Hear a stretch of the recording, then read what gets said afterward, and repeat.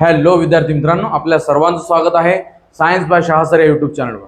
विद्यार्थी मित्रांनो, आपली जी महा TET 2026 ही एक्झाम होती, ही काही कारणामुळे पेपर फुटल्यामुळे काय झाली, पोस्टपोन झालेली आहे. तरी खचायचं नाही आहे आपल्याला. सर्वांनी पेपर फुटीमुळे निराश होऊ नका. खरी गुणवत्ता आणि प्रामाणिक तयारी शेवटी नक्की जिंकते, हे लक्षात ठेवा आणि आपला अभ्यास परत काय करा, रिस्टार्ट करा. चला आपल्या पहिल्या प्रश्नाकडे जाऊया. विद्यार्थी मित्रांनो, आपला जो पहिला प्रश्न आहे तो आहे, वनस्पती किंवा प्राणी यांचे आरंभीचे वय शोधण्यासाठी कोणता कार्बन आयसोटोप वापरला जातो. अतिशय चांगला प्रश्न विचारला त्यांनी. इंग्लिशमध्ये पहा, which carbon isotope is use to determine the age of plant और एनिमल.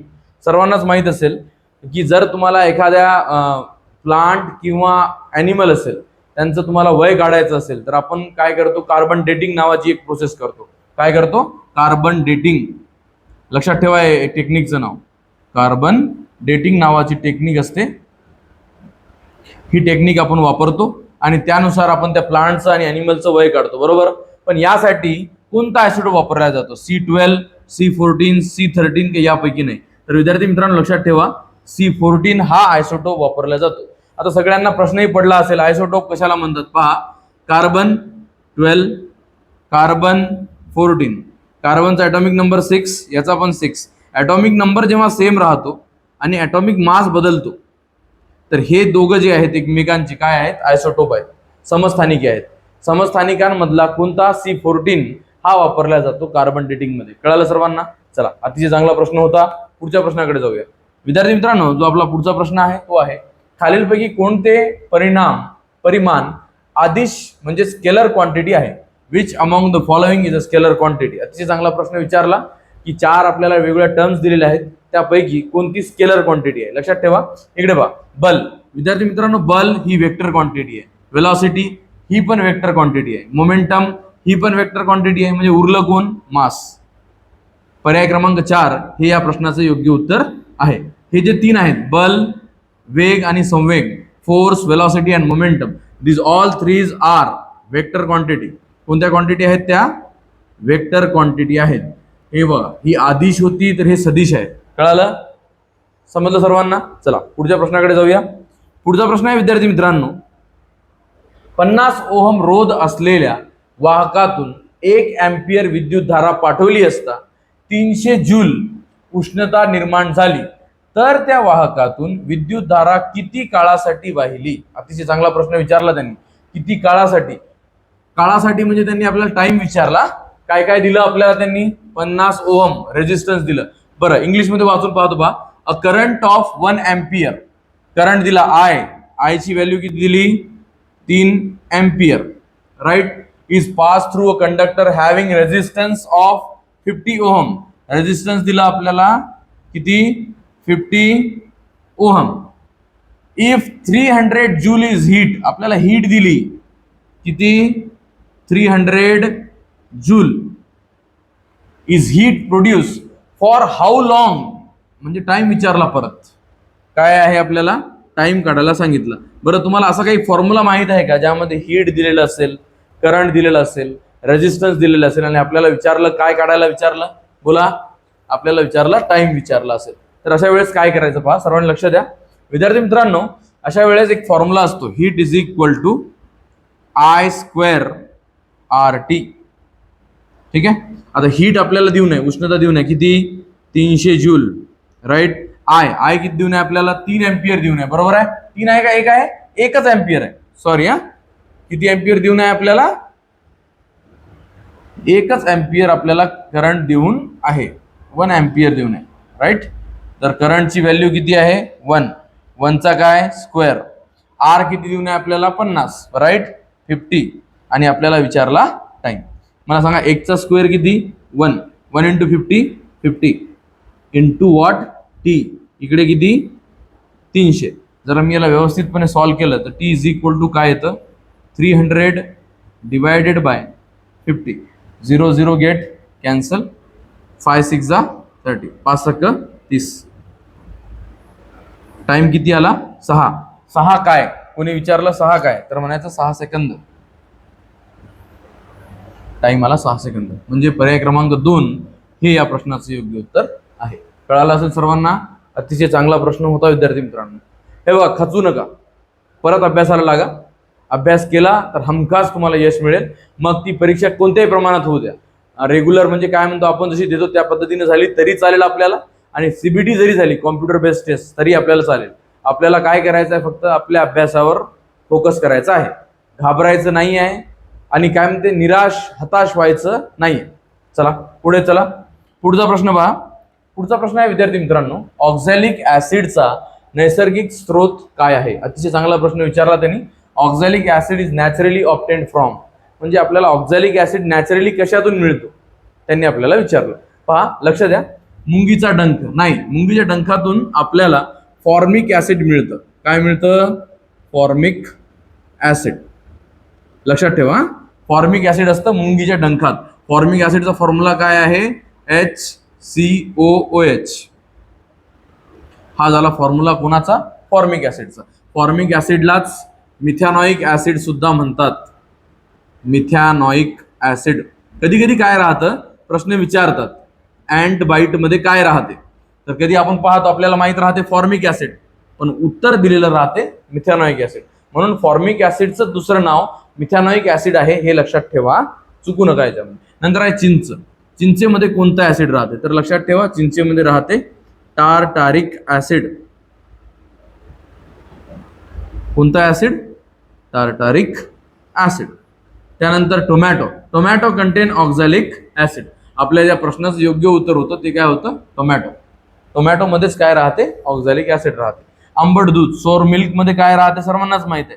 आंबट दूध म्हणा किंवा कर्ड म्हणा, त्यामध्ये राहते लॅक्टिक ऍसिड. Lactic acid. ठीक आहे.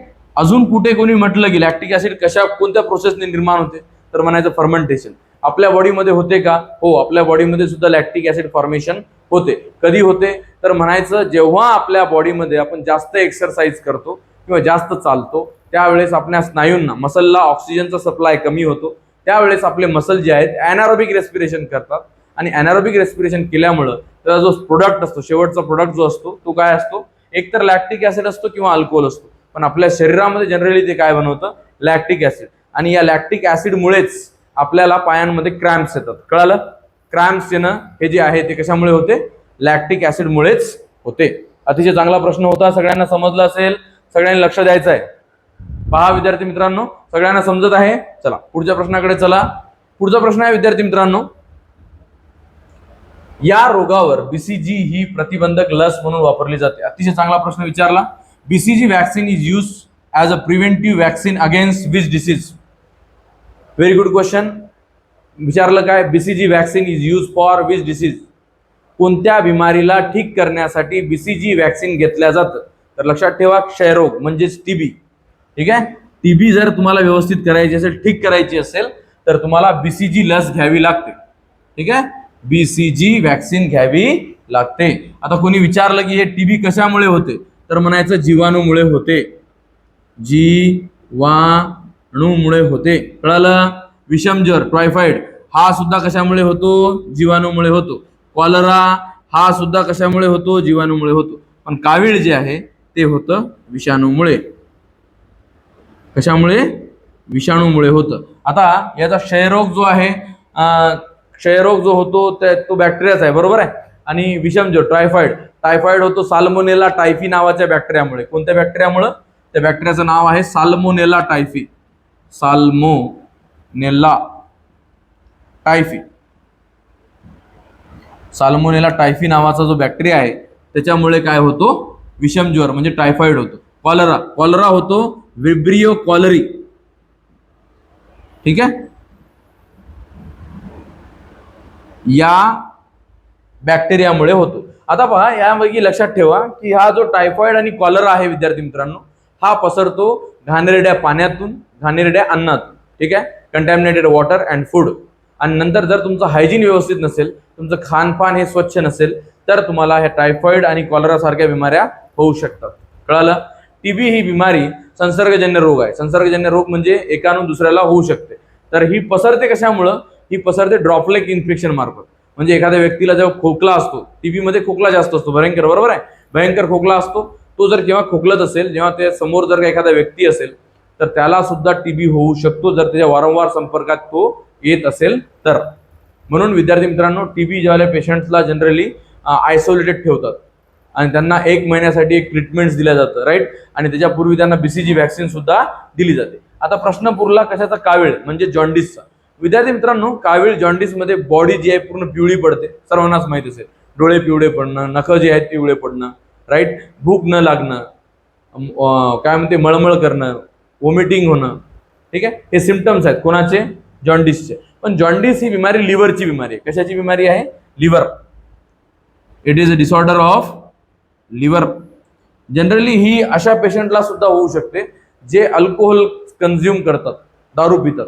दारू पिणाऱ्यांना सुद्धा पहिलं जे सिम्पटम दिसतं ते जॉन्डिस दिसतं. याचा अर्थ त्यांचा जे लिव्हर आहे, त्यांचे जे लिव्हर आहेत ते पूर्णपणे काम करणं आता हळूहळू काय करणार आहे? बंद करणार आहे. हे त्याचं सिम्पटम असतं, पहिलं सिम्पटम जॉन्डिस. कळालं? कोणाला काही अडचण आहे ह्याच्यात? बोला. याच्यामध्ये जो जॉन्डिस जो आहे त्यामुळे जो पिवळापण जो येते ते येतं कशामुळे? एका पिगमेंटमुळे, त्याचं नाव आहे बिलिरुबिन, राईट. बिलिरुबिनची लेवल आपल्या बॉडीमध्ये काय होते? वाढते, म्हणून आपल्याला कावीळ होतो. चला पुढच्या प्रश्नाकडे चला. विद्यार्थी मित्रांनो, जो पुढचा प्रश्न आहे तो आहे 20 हर्ट्झ पेक्षा कमी वारंवारितेच्या ध्वनीला काय म्हणतात? अतिशय चांगला प्रश्न आहे. इकडे पहा, आपण आहोत, आपल्याला ऐकू येते ती ध्वनी ती किती असते? 20 हर्ट्झ पासून तर 20,000 हर्ट्झ पर्यंत ज्याची वारंवारिता राहते, फ्रिक्वेन्सी राहते, तो आवाज आपण ऐकू शकतो, राईट. ऑडिबल श्राव्य ध्वनी जो असतो त्याची फ्रिक्वेन्सी किती असते? 20 to 20,000 हर्ट्झ, बरोबर आहे. हे आपण ऐकू शकतो. पण 20 हर्ट्झ पेक्षा कमी जी असते त्याला म्हणतो आपण इन्फ्रासाउंड. काय म्हणतो? इन्फ्रासाउंड. हे आपण ऐकू शकत नाही. लक्षात ठेवा, 20 हर्ट्झ पेक्षा कमी अवश्राव्य आणि 20,000 हर्ट्झ पेक्षा जास्त, 20,000 हर्ट्झ पेक्षा काय जास्त जी फ्रिक्वेन्सी असते त्याला काय म्हणतो आपण? श्राव्यातीत ध्वनी म्हणजे अल्ट्रासाउंड. आणि अल्ट्रासाउंड वापरला जातो सोनारमध्ये, SONAR. तुम्हाला आधीच सांगितलेलं आहे मी, साऊंड नेव्हिगेशन अँड काय आहे त्याचा फुल फॉर्म लक्षात ठेवजा. सोनारने आपण काय करतो? समुद्राची खोली मापतो, बरोबर आहे. समोर कोणता आईसबर्ग आहे का, काही सबमरीन आहे का, हे आपल्याला शोधायचं असेल, पाहायचं असेल तर आपण सोनारचा उपयोग करतो. अजून सोनोग्राफी करताना सुद्धा अल्ट्रासाउंडचा उपयोग केला जातो. हे लक्षात ठेवायचं आहे सर्वांनी, ठीक आहे. इन्फ्रासाउंड आपल्याला ऐकू येत नाही, पण या पृथ्वीवर काही असे प्राणी आहेत जसं भूकंपाचा आवाज आपल्याला ऐकू येतो का? नाही. पण काही पर्टिक्युलर प्राण्यांना तो ऐकू येतो, जसे कुत्र्याला तो साऊंड ऐकू येतो. नंतर भूकंपाचा असो किंवा पेंडुलमचा जो आवाज असतो तो आपल्याला ऐकू येतो का? नाही. पण तो आवाज येतो कशामध्ये? इन्फ्रासाउंड मध्ये येतो. कळालं सर्वांना? आणि इको तर वेगळी गोष्ट आहे. इको म्हणजे काय? तुम्ही ओरडले आणि तो आवाज परत तुमच्यापर्यंत येणं, त्याला इको म्हणतो आपण, बरोबर आहे. इकोसाठी तुम्हाला माहित आहे की पर्टिक्युलर तुमचं आणि जे ऑब्जेक्ट आहे त्या दोघांच्या मधलं एक डिस्टन्स असायला पाहिजे, तेव्हाच इको निर्माण होतो. असा कधीही कुठेही इको निर्माण होत नसतो. चला, कळालं सर्वांना? चला पुढे जरा. पुढचा प्रश्न आहे विद्यार्थी मित्रांनो, FSH चे मुख्य कार्य काय आहे? अतिशय चांगला प्रश्न विचारला त्यांनी आपल्याला की FSH चं मेन काम काय आहे. सगळ्यात पहिलं तर विद्यार्थी मित्रांनो FSH बद्दल माहिती घ्या की FSH म्हणजे काय? Follicle stimulating hormone. काय याचं नाव? फॉलिकल स्टिम्युलेटिंग हॉर्मोन, ठीक आहे. फॉलिकल स्टिम्युलेटिंग हॉर्मोन म्हणजे FSH. आणि हा हार्मोन कोण सिक्रेट करते? तर म्हणायचं पिट्युटरी ग्रंथी, पिट्युटरी ग्लँड. हा हार्मोन आहे कोणाचा? पिट्युटरी, पीयूष ग्रंथीचा हार्मोन आहे. कोणता? FSH. या FSH चं काम काय असतं? मुख्य काम काय आपण पाहूया. अंडमोचन घडवून आणणे म्हणजे कॉज ओव्ह्युलेशन. नाही विद्यार्थी मित्रांनो, ओव्ह्युलेशन कोण करतं? LH नावाचा हार्मोन करतं. लक्षात ठेवा. ओव्ह्युलेशन म्हणजे काय की ग्राफियन फॉलिकल मधून ओहम बाहेर पडणं, या प्रोसेसला म्हणतात ओव्ह्युलेशन, बरोबर आहे. ग्राफियन फॉलिकल रप्चर होतो, तो फुटतो आणि त्याच्यातून काय होतं? बाहेर ओहम बाहेर पडतं, त्यालाच म्हणतो आपण ओव्ह्युलेशन. तर ओव्ह्युलेशन कोण करतं? LH करतं, FSH करत नाही. गर्भाशय आकुंचन करते, युटेराइन कॉन्ट्रॅक्शन. युटेराइन कॉन्ट्रॅक्शन विद्यार्थी मित्रांनो ऑक्सिटोसिन नावाचा हार्मोन करतो. कोणता हार्मोन करतो? ऑक्सिटोसिन नावाचा हार्मोन करतो. गर्भाशयाला काय करतो? आकुंचन म्हणजे युटेराइन कॉन्ट्रॅक्शन. हे कधी होतं पण जेव्हा बाळ बाहेर यायचं असतो, पार्च्युरेशनचा वेळ येतो, 9 महिने 9 दिवस झालेले असतात, आता बाळ बाहेर यायचं आहे, त्यावेळेस हे होत असतं. त्यानंतर काय, पुटिका व अंडपेशीचा विकास करणे म्हणजे काय, development of follicle and उसाइड. Yes, हे काम आहे कोणाचं, एफएसएचचं. एफएसएच काय करतो, जे फॉलिकल आहे, फॉलिकल म्हणजेच काय, पुटिका, आणि त्याच्यामधला काय, उसाइड म्हणजे काय, अंडपेशी, या दोघांना डेव्हलप करणं, त्यांचा विकास करणे, हे काम असतं कोणाचं, एफएसएचचं. दूध निर्मिती करणे हे काम एफएसएचचं नाहीये, हे काम आहे प्रोलॅक्टिनचं. कळालं, प्रोलॅक्टिन नावाचा हार्मोन असतो, तो हार्मोन काय करतो, दूध निर्माण करतो. समजलं सर्वांना विद्यार्थी मित्रांनो, काही कोणाला अडचण आहे याच्यामध्ये? चला पुढच्या प्रश्नाकडे चला. पुढचा प्रश्न आहे विद्यार्थी मित्रांनो, हा लैंगिकरित्या पारेषित होणारा रोग नाही म्हटलं त्यांनी. म्हणजे काय, is not sexually transmitted disease, STD नाही आहे म्हणते. कोणता असा डिसीज आहे तो एसटीडी नाही आहे. एसटीडी म्हणजे सेक्शुअली ट्रान्समिटेड डिसीज, नॉट म्हटलं त्यांनी, नाहीये. बोला, gonorrhoea. Gonorrhoea is sexually transmitted disease. Chikungunya, syphilis, AIDS. Syphilis सुद्धा काय होतो, ट्रान्सफर होतो, कशामार्फत, सेक्शुअली ट्रान्समिटेड डिसीज आहे सिफॅलिस सुद्धा, आणि एड्स सुद्धा आहे. बरोबर, फक्त कोण आहे याच्यापैकी, चिकनगुनिया अशी बिमारी आहे जी सेक्शुअली ट्रान्समिटेड डिसीज नाही आहे. आता यापैकी महत्त्वाचं लक्षात ठेवा, हे गोनोरिया आणि सिफॅलिस या दोन्हीही बिमाऱ्या बॅक्टेरियामुळे होतात. कशामुळे होतात, बॅक्टेरियामुळे होतात, जीवाणूमुळे होतात. आणि एड्स ही बिमारी जी आहे ती होते व्हायरसमुळे. कोणामुळे होते, व्हायरस. त्या व्हायरसचं नाव काय कोणी विचारलं तर म्हणायचं HIV, ह्युमन इम्युनोडेफिशियन्सी व्हायरस. यासाठी एक टेस्ट असते, त्या टेस्टचं नाव काय, इलिसा, एन्झाईम लिंक्ड इम्युनोसॉर्बंट असे. आणि एड्सचा सुद्धा फुल फॉर्म आहे, माहिती आहे तुम्हाला, सर्वांना माहित असेल. एड्सचा फॉर्म्युला काय, बोला, फॉर्म्युला म्हणत आहे मी. एड्सचा काय फुल फॉर्म काय, तर अक्वायर्ड इम्युनोडेफिशियन्सी सिंड्रोम. HIV चा full form human immunodeficiency virus. ELISA enzyme linked immunosorbent असे. एलिसा ही काय आहे, टेस्ट आहे, कशासाठी, एड्स साठी. कळलं. गोनोरिया आणि सिफॅलिस या दोन्ही बिमाऱ्या बॅक्टेरियामुळे होतात आणि ह्या सेक्शुअली ट्रान्समिटेड डिसीज आहेत. कळलं. चला पुढचा प्रश्न पहा. पुढचा प्रश्न आहे विद्यार्थी मित्रांनो, खालीलपैकी कोणत्या वनस्पती गटांमध्ये संवहनी संस्था बीजाणू निर्मिती असते परंतु बीजे नसतात. म्हणजे which of the following plant group have conducting system, त्यांच्या बॉडीमध्ये कंडक्टिंग सिस्टीम असते, अँड प्रोड्यूस स्पोर, फोर नाही स्पोर आहे, but did not produce seed. अच्छा, त्यांनी प्रश्न विचारला आपल्याला, असा प्लांट आहे ज्याच्या बॉडीमध्ये कंडक्टिंग सिस्टीम आहे, म्हणजे झायलम आणि फ्लोएम दोन्ही आहे. बरोबर, आणि तो काय करतो, बोला, स्पोर फॉर्म करतो. स्पोर फॉर्मेशन एकच करतो, तुम्हाला सर्वांना माहित असलं पाहिजे. स्पोर फॉर्मेशन फक्त टेरिडोफायटा करतात. कळलं. आणि ते सीड प्रोड्यूस करत नाही म्हटलं त्यांनी. सीड प्रोड्यूस करत नाही कोण, टेरिडोफायटा. सीड कोण प्रोड्यूस करतं, फक्त फेनेरोगॅम्स. फेनेरोगॅम्स मध्ये कोण कोण येतं, जिम्नोस्पर्म आणि अँजिओस्पर्म. माहित आहे सर्वांना. मग अँजिओस्पर्मचे परत दोन प्रकार, मोनोकॉट, डायकॉट. ज्यांचे दोन भाग होतात असे त्यांना काय म्हणायचं, डायकॉट. ज्यांच्यामध्ये दोन कॉटलिडॉन असतात ते डायकॉट, आणि ज्यांच्यामध्ये एक असतो तो मोनोकॉट. जसं की मेज मोनोकॉट आहे, व्हीट मोनोकॉट आहे, गहू, तांदूळ, ज्वारी, मका हे सगळे काय आहेत, मोनोकॉट. आणि सगळे जे कडधान्य असतात जसं की हरभरा, तुरीची डाळ, मुगाची डाळ, ही जी आहे सर्व हे काय आहेत, डायकॉट्स आहेत. शेंगदाणा सुद्धा डायकॉट आहे. समजलं सर्वांना विद्यार्थी मित्रांनो. लक्षात ठेवा, हा पहिला प्लांट होता ज्यामध्ये कंडक्टिंग सिस्टीम निर्माण झाली होती. बरं, कोणता, टेरिडोफायटा. टेरिडोफायटाचे एक्झाम्पल लक्षात ठेवा, कोणता आहे, फर्न. अजून याचं एक्झाम्पल आहे सिलॅजिनेला, सिलॅजिनेला, ॲडियंटम. अजून असे एक दोन एक्झाम्पल आहेत, 9वीच्या पुस्तकात देऊ नये, सर्वांनी लक्षात ठेवायचे. ठीक आहे. चला पुढच्या प्रश्नाकडे चला. सगळ्यांना समजलं हे. चलो पुढच्या प्रश्नाकडे. विद्यार्थी मित्रांनो, पुढचा प्रश्न आहे, डोबेरायनरचे CAMBA यातील यम हे मूलद्रव्य आहे. म्हणजे काय, अच्छा, इन डोबेरायनर्स ट्रायड, डोबेरायनरने जे ट्रायड दिला होता कोणता, कॅल्शियम, एम आणि बॅरियम, हा वाला ट्रायड. यामधला एम हा कोण आहे म्हणते ते विचारलं त्यांनी. आता सोपा प्रश्न आहे की नाही हा, बोला बरं, सगळ्यांनाच आलं पाहिजे. बोला, कॅल्शियम, एम आणि बॅरियम आहे म्हणते. आणि यापैकी कोणाला ओळखा, एम. 3च ट्रायड दिले होते डोबेरायनरने. किती ट्रायड दिले होते, 3 ट्रायड दिले होते. कोणतं कोणतं होतं, एक कॅल्शियम, स्ट्रॉन्शियम आणि बॅरियम. म्हणजे आपला मधला एलिमेंट कोणता होता? Strontium, Sr. आणि दुसरा आपल्याला त्यांनी कोणता अजून दिलं होतं बोला?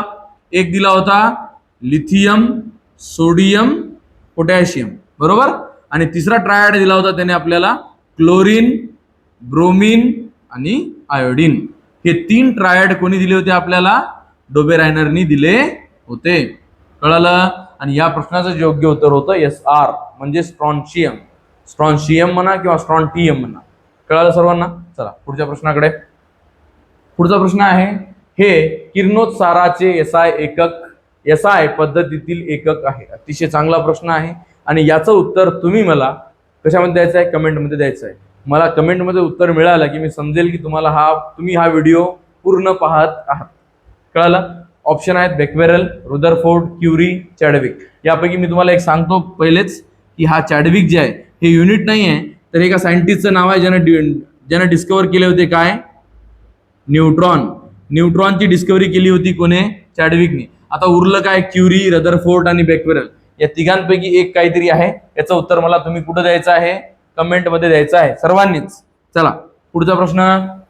फुफ्फुसातील वायुकोश अल्व्हिओलाई कोणत्या उपकलाने अस्तरलेले असतात? म्हणजे काय रे? प्रश्न असा विचारला, अल्व्हिओलाई जे असतात, अल्व्हिओलायच्या जवळपास कोणते टिश्यू असतात हे त्यांनी विचारलं. आपल्याला सर्वांनाच माहित आहे की अल्व्हिओलाई हे बनलेले असतात स्क्वॅमस इपिथेलियमनी आणि त्याजवळ कॅपिलरी असतात. त्याची वॉल सुद्धा बनलेली असते स्क्वॅमस इपिथेलियमनी. जेव्हा दोन्ही वॉल सारख्या याच्या असतात, स्क्वॅमस इपिथेलियमनी बनलेले असतात, म्हणूनच त्या दोघांमध्ये डिफ्युजन होऊ शकते आणि ऑक्सिजन तिथून कॅपिलरीमध्ये जातो आणि कॅपिलरी मधला CO2 तो अल्व्हिओलाई घेतो. बरोबर आहे? कळालं? म्हणजे याचं उत्तर जे येते विद्यार्थी मित्रांनो, पर्याय क्रमांक 1 येते. स्क्वॅमस इपिथेलियम म्हणजे पातळ उपकला त्याचं नाव आहे. कळालं सर्वांना? चलो पुढच्या प्रश्नाकडे. पुढचा प्रश्न आहे अतिशय चांगला प्रश्न आहे. घरातील वीजयुक्त, लाईव्ह व तटस्थ म्हणजे न्यूट्रल तारांमधील विभवांतर किती असते? अतिशय चांगला प्रश्न विचारला. म्हणजे काय? What is the potential difference between the live wire, कोणतं wire? Live wire and neutral wire in the household electrical supply. आपल्या घरामध्ये 3 वायर असतात बघा. एक लाईव्ह असतो, एक न्यूट्रल असतो, तिसरा कोणता असतो? अर्थ असतो. बरोबर? याच्यापैकी लाईव्ह आणि न्यूट्रल मध्ये या दोघांच्या मध्ये विभवांतर म्हणजे काय? पोटेन्शियल डिफरन्स किती असतं? आपल्या घरात पोटेन्शियल डिफरन्स असतं 220 वोल्ट. व्हीचा अर्थ काय होतो? वोल्ट, विसरायचं नाही. पोटेन्शियल डिफरन्स युनिट आहे. पोटेन्शियल डिफरन्सचं युनिट आहे वोल्ट. करंटचं युनिट काय असतं? बोला. करंटचं युनिट असतं एम्पियर. रेझिस्टन्सचं युनिट काय असतं? रेझिस्टन्सचं युनिट असतं ओहम. हीटचं युनिट काय आहे? जूल. कळालं? असे सर्वांचे. फोर्स, बोला. फोर्सचं युनिट काय आहे? फोर्सचं युनिट असतं न्यूटन. वेटचं सुद्धा युनिट काय? न्यूटन. त्यानंतर मासचं एकक काय आहे? केजी. प्रेशरचं SI युनिट काय आहे? बोला. कोणी विचारलं प्रेशरचं तर म्हणायचं पास्कल. नंतर डेन्सिटीचं काय आहे तर म्हणायचं किलोग्राम पर मीटर क्यूब. या SI एकक कोणाचं? डेन्सिटीचं. कळालं? हे अतिशय महत्वाचे वेगवेगळे काय होते? SI एकक होते. सर्वांनी लक्षात ठेवायचे विद्यार्थी मित्रांनो. अतिशय महत्वाचा हा प्रश्न होता आणि त्याबद्दलची माहिती सुद्धा दिली मी तुम्हाला. सगळ्यांना समजत असेल? चला पुढच्या प्रश्नाकडे चला. विद्यार्थी मित्रांनो, जो आपला पुढचा प्रश्न आहे तो आहे, प्रत्येक NADH2 रेणूपासून किती ATP तयार होतात? अतिशय चांगला प्रश्न विचारला. How many ATP molecules are produce from each NADH2 molecule? From each NADH2 molecules 3 ATP are formed. म्हणजे प्रत्येक NADH2 पासून 3 ATP बनवल्या जातात. लक्षात ठेवायचं. एका NADH2 पासून किती? 3 ATP. सगळ्यात पहिले तर मला सांगा, या NADH2 चा फुल फॉर्म कोणाला माहित आहे? माहित असेल तर सांगत चला. बोला. निकोटिनामाइड. बरोबर आहे का? निकोटिनामाइड.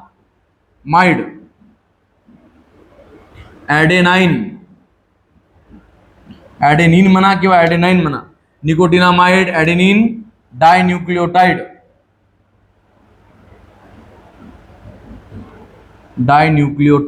आणि S2 लागला तर समोर लिहायचं रिड्यूस. कळालं? रिड्यूस निकोटिनामाइड ॲडेनाइन डायन्यूक्लियोटाइड म्हणजेच NADH2 हा बनतो कधी? ड्युरिंग ग्लायकोलिसिस आणि TCA सायकल.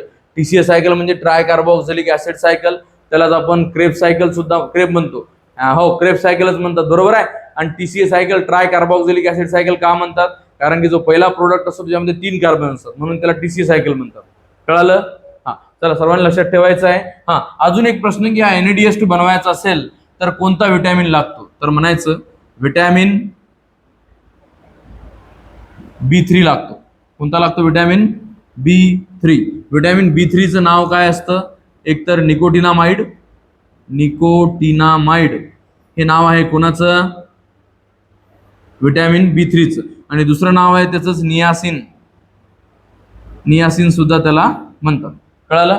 असाच FADH2 असतो, फ्लॅविन ॲडेनाइन डायन्यूक्लियोटाइड, बरोबर आहे. तो बनवताना कोणता विटॅमिन लागतो? विटॅमिन B2 लागतो. आणि विटॅमिन B2 चं नाव आहे रायबोफ्लेविन. कळालं?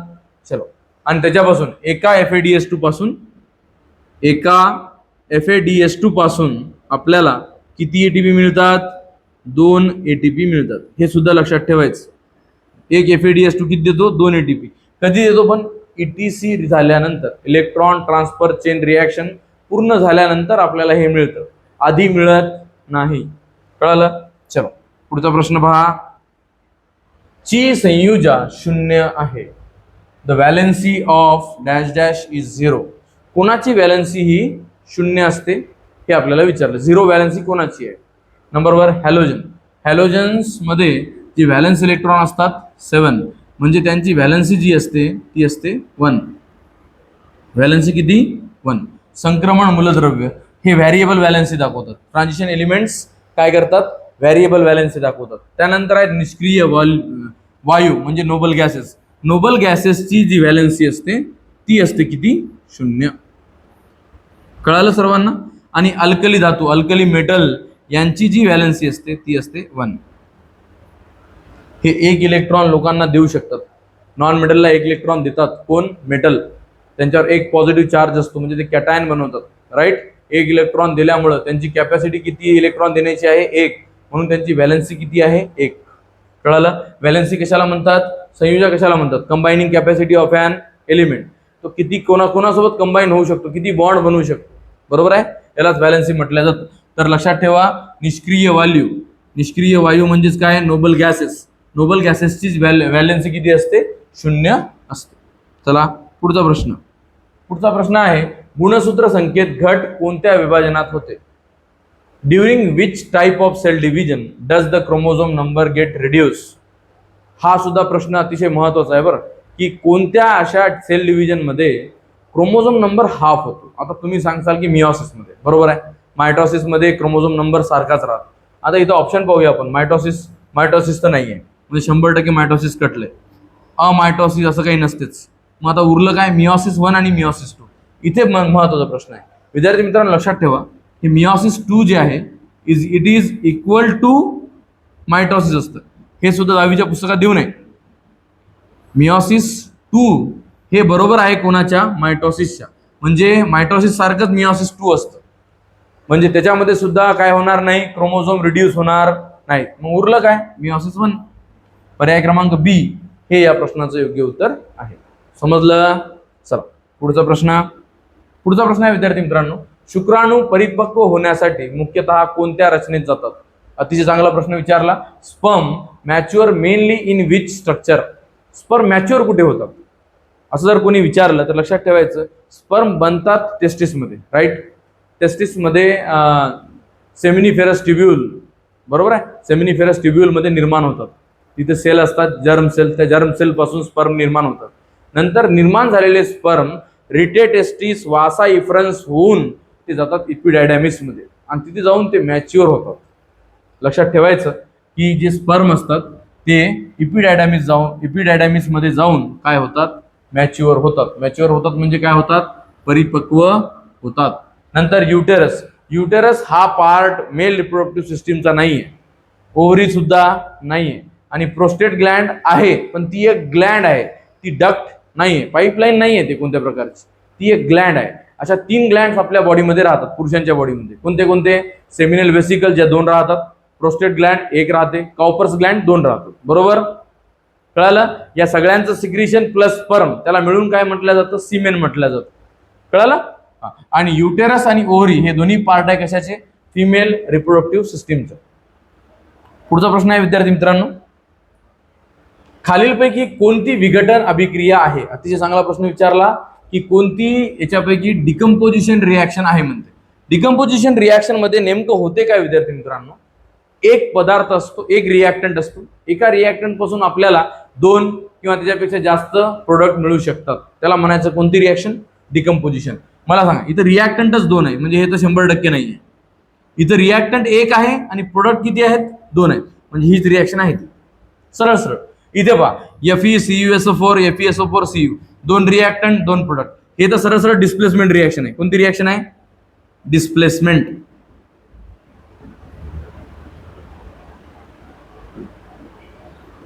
Displacement reaction. डिस्प्लेसमेंट रिॲक्शन म्हणजे काय? विस्थापन अभिक्रिया.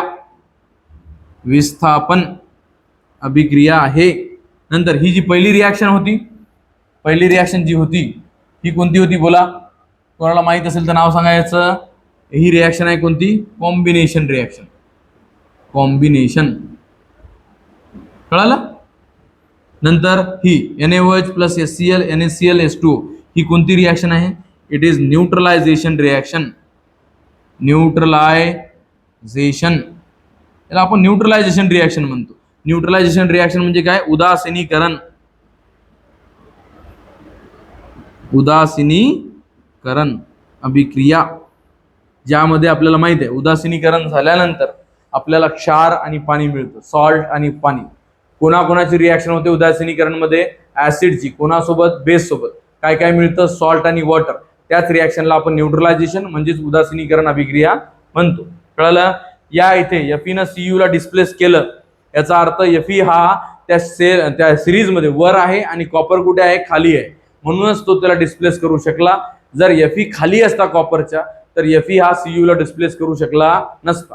कळलं? ती रिॲक्टिव्हिटी सिरीज जी आहे ती सर्वांना पाठ असली पाहिजे. अतिशय महत्त्वाचे प्रश्न विद्यार्थी मित्रांनो चालू आहेत आणि सर्वांना ही विनंती आहे, जर माझा हा व्हिडिओ तुम्हाला आवडत असेल, उपयोगी वाटत असेल तर चॅनलला लाईक, शेअर आणि सबस्क्राईब करायला विसरू नका.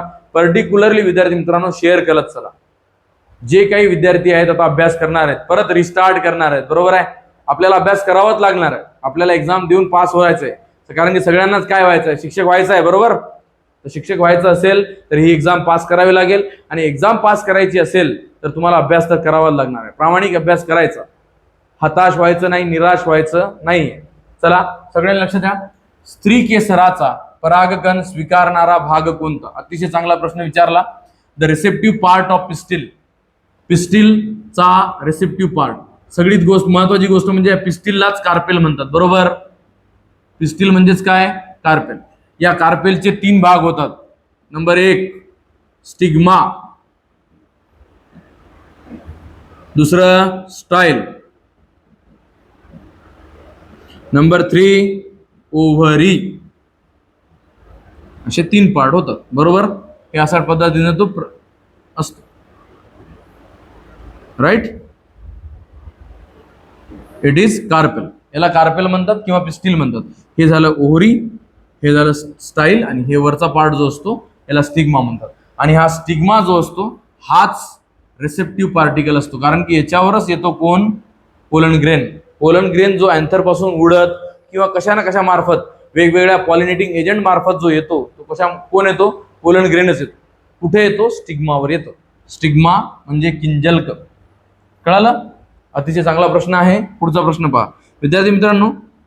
चला, हा आपल्या सेशनचा शेवटचा प्रश्न आहे, सर्वांना लक्ष द्यायचं आहे. तुरटीचे रासायनिक नाव कोणते? The chemical name of alum. ॲलमचं केमिकल नाव काय? Potash alum, magnesium sulphate, sodium sulphate, barium ॲलम.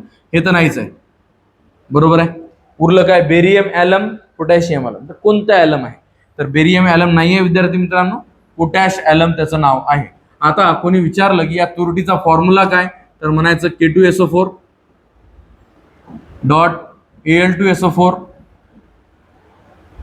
Bye 3 24H2O हा फॉर्म्युला झाला कुणाचा? तुरटीचा. आणि तुरटी तुम्हाला माहित आहे, सर्वांनाच माहित असेल, तुरटी ही पाणी स्वच्छ करण्यासाठी उपयोगात आणली जाते. रक्ताला थांबवण्यासाठी सुद्धा याचा उपयोग केला जातो. कुणाचा? तुरटीचा. तुरटीचा फॉर्म्युला लक्षात ठेवायचा सर्वांनी, K2SO4 Al2SO4 बाय 3 आणि 24H2O. कोणी विचारलं तुरटी कोणत्या प्रकारचा कंपाऊंड आहे, तर म्हणायचं इनऑर्गॅनिक कंपाऊंड आहे, तो असेंद्रिय आहे. सेंद्रिय आहे का? नाही. सेंद्रिय कधी असतो? कार्बन असेल तर असतो. इथे कार्बन नाहीच आहे, म्हणजे हा सेंद्रिय नाही आहे, असेंद्रिय आहे. त्यानंतर हा काय करतो बोला? याच्यात महत्वाची गोष्ट काय होती की हा जो आहे याच्यामध्ये पाण्याचे मॉलिक्यूल आहे, म्हणजे हा हायड्रेटेड कंपाऊंड आहे, हा अनहायड्रस नाहीये. याच्यामध्ये ऑलरेडी पाणी आहे, वॉटर ऑफ क्रिस्टलायझेशन आहे. कळालं? लक्षात ठेवायचं सर्वांनी. नंतर मॅग्नेशियम सल्फेट MgSO4 हे तुम्हाला माहित असेल, त्याला इप्सम सॉल्ट म्हणतो आपण. Epsom salt. इप्सम सॉल्टचा फॉर्म्युला काय असतो? MgSO4.7H2O. बरोबर विद्यार्थी मित्रांनो, हे माझं सेशन जर तुम्हाला आवडलं असेल, उपयोगी वाटलं असेल, तर चॅनलला लाईक, शेअर आणि सबस्क्राईब करायला विसरू नका. आणि हारायचं नाहीये, आपल्याला जिंकायचं आहे. हताश निराश व्हायचं नाहीये, परत रिस्टार्ट करायचं आहे. धन्यवाद.